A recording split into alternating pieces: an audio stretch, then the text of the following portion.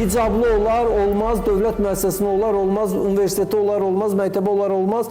Dünya raket düzəldir, dünya kosmosa çıxır, dünya iqtisadiyyatını yüksəldir. Türkiyə amma hicab məsələsindən əlləşir. İndi kimlərsə bizi ora çəkməyə əlləşir. Azərbaycan, siz evinizdə nə istəyirsiniz, eləyin. Evinizdə gedin, hicabsız gəzin, evlatlarınızı hicab taxtırmayın. Necə istəyirsə, heç kim sizə qarışmır. Heç kim sizə qarışmadığı kimi siz də heç kimə qarışa bilməzsiniz.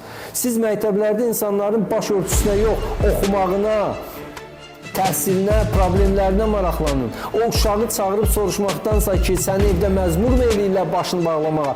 Soruş ki, sən evdə atan, valideynin əgər ürəyin yanırsa, işıq pulu verə bilirsinizmi? Su pulu verə bilirsinizmi?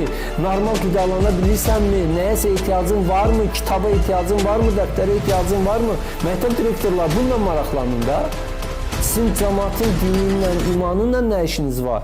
Yəni, baxın, Epşteyn hadisəsi ortalıqda olduğu bir zamanda siz daha da sevinmək əvəzinə ki, bizim evlatlarımız, gənclərimiz əxlaqlı bir dinə etiqad edirlər, əxlaqlı insan kimi yetişirlər.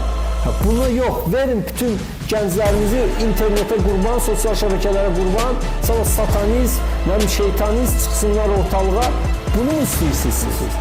Hörmətli Emin Əmrullayev, siz mi tapşırıq vermişsiniz ki, insanların təhsilinlə yox, tərbiyəsindən yox, baş örtüsündən maraqlanır?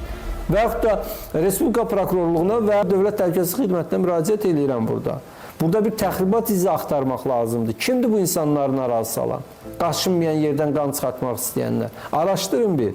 Konstitusiyamızı müdafiə eləmək lazım, konstitusiyamızın bəndlərini müdafiə eləmək lazımdır, vicdan azadlığını müdafiə eləmək lazımdır. İnsanların təhsilinlə, tərbiyəsindən maraqlanın, insanların başının örtülüdür, açıqdır, bu sizin nəyinizə lazımdır ki, özü bilər. Sabah istəyər açar, sabah istəyər bağlanar, 18 yaşında istəyər açar, istəyər bağlanar. Ya bu nə məsələdir, bu nə biabırçılıq. Dünya artıq bu məsələləri qutarıb, Marsa çıxıb kimlərsə bizi geriyə çəkməyə çalışır. Niyə sevmirsən, hə? Cəmiləni sevdiyin kimi bu xalqı da niyə sevmirsən, hə? Buna bax, çarşafla yaylıq danışaq dərsi, çarşaf deyəndə niqabla yox da, yaylıq danışaq dərsə gedənlər.